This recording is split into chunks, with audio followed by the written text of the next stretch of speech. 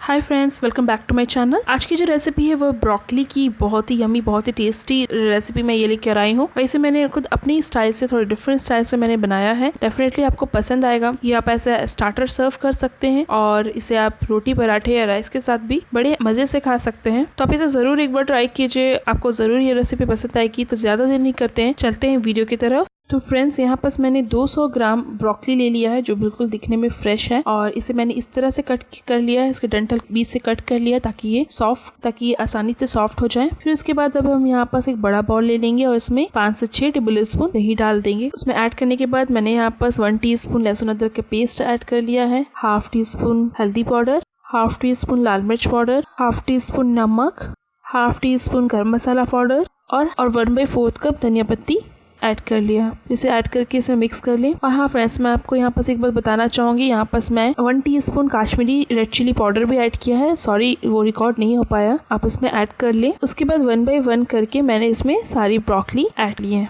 Kashmiri red chili powder add करने से आपका कलर बहुत अच्छा आएगा, तो आप उसे ज़रूर ऐड कीजिएगा। तो मैंने इसमें सारी ब्रोकली ऐड करके इसे मिक्स कर दिया है। और ये अच्छे से मैरिनेट नहीं हो रहा था, तो मैंने हाथ की हेल्प से इसे अच्छे से इस तरह से मैरिनेट कर लिया है। तो अब ये बिल्कुल रेडी है फ्राई होने के लिए। मैंने इसे रेस्ट पे बिल्कुल नहीं रखा है और इसे मैं तुरंत फ्राई कर लूँगी। तो यहाँ पर मैंने फ्लेम पर एक पैन रख दिया है और उसमें मैंने 3 से 4 टेबल स्पून ऑयल डाल दिया है। ऑयल जैसे ही हल्का गर्म हो जाए, हम उसमें सारी ब्रोकली 1 बाय 1 करके डाल देंगे। तो फ्रेंड्स, इस रेसिपी को आप जरूर ट्राई कीजिए, आपको बहुत मजा आएगा। बहुत टेस्टी है ये रेसिपी। तो मैंने सारी ब्रोकली इसमें अच्छे से डाल दिया है। तो अब इसे आप स्टर कर लें। तो फ्रेंड्स, अब हमें यहाँ पर ज़्यादा कुछ नहीं करना है, इसे अब बस सॉफ्ट करना है। तो अब इसे हम यहाँ पर कवर कर करके सॉफ्ट करेंगे जब तक ये अच्छे से सॉफ्ट ना हो जाए। तो फ्लेम हमारा यहाँ पर लो रहेगा और अब हम इसे कवर कर देंगे 5 मिनट्स के लिए। लो फ्लेम पर 5 मिनट्स के लिए इसे कवर कर दें।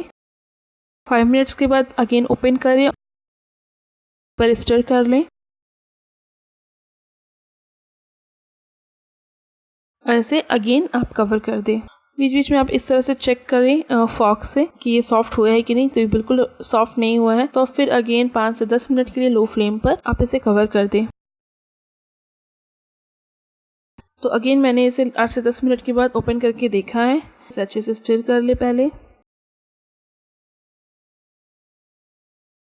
उसके बाद अगेन आप फॉक से चेक कर ले ये सॉफ्ट हुआ है या नहीं। तो ये ऑलमोस्ट हमारा जो ब्रोकली है ये सॉफ्ट हो चुका है, क्योंकि मैंने इसे थोड़ा क्रंची फॉर्म में भी रखा, क्योंकि मैं एज अ स्टार्टर इसे सर्व करूंगी। और स्टार्टर थोड़ा सा क्रंची जब रहता है तो ज़्यादा टेस्टी और ज़्यादा अच्छा लगता है। तो मैं इसे एज अ स्टार्टर सर्व थी, मैंने इसे क्रंची ही रहने दिया है। और अगर आपको नहीं पसंद है तो आप इसमें 2 टेबल स्पून पानी डाल करके आप इसे 5 से 7 मिनट के लिए अगेन कवर कर दे, जब तक ब्रोकली अच्छे से सॉफ्ट ना हो जाए। तो मेरा तो यहाँ पास एज अ स्टार्टर सर्व करूंगी तो ये बिल्कुल डन है। अब हम चलते हैं नेक्स्ट प्रोसेस की तरफ। तो फ्रेंड्स, अब हम यहाँ पर नेक्स्ट क्या करेंगे, हम इसमें एक स्मोकी फ्लेवर देंगे जिससे टेस्ट बहुत अच्छा आता है ब्रोकली में। तो मैंने एक कोल को इस तरह से फ्लेम में रेड हॉट होने तक इसे अच्छे से गर्म किया है।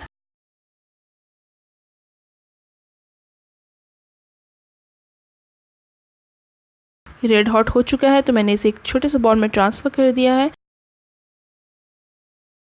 फ्लेम बंद कर दें और अब पैन में थोड़ा स्पेस बनाते हुए इस बॉल को सेंटर में अब हम रख देंगे। अब 1 टीस्पून ऑयल या घी कुछ भी डाल करके इसे बंद कर दें। और जहाँ पर इसमें होल है, मैंने इसमें छोटा सा पेपर डाल दिया है, इसका धुआं बिल्कुल बाहर ना आए और वो अच्छे से हमारे ब्रोकली को फ्लेवर दे। तो यहाँ पर बिल्कुल डन है। तो अब हम यहाँ से सेंटर में से ये बॉल हटा देंगे। ब्रोकली बिल्कुल रेडी है, इसे अच्छे से मिक्स करें और इसे आप आराम से सर्व कर सकते हैं। तो फ्रेंड्स, मैं यहाँ पर इसे एज अ स्टार्टर सर्व कर रही हूँ, तो ये बिल्कुल परफेक्ट है मेरे लिए खाने के लिए। और अगर आप रोटी पराठे के साथ सर्व कर रहे हैं तो आप इसे थोड़ा सा लिक्विड फॉर्म में बनाइए, ये आपको बहुत अच्छा लगेगा। उसके साथ भी और राइस के साथ भी बहुत मज़ा आएगा खाने में। तो आप इसे ज़रूर ट्राई कीजिए, आपको ज़रूर पसंद आएगा। तो अगर आपको मेरी ये रेसिपी पसंद आती है तो सब्सक्राइब ज़रूर कीजिए मेरे चैनल को। बगल में बेल आइकन है, उसे ज़रूर प्रेस कीजिए ताकि मेरी आने वाली न्यू नोटिफिकेशन आपको हमेशा टाइमली मिलती रहेंगी। तो तब तक आप अपना ध्यान रखिए, हम मिलते हैं नेक्स्ट रेसिपी में। Thank you for watching my video. Please drop a like, comment and don't forget to subscribe.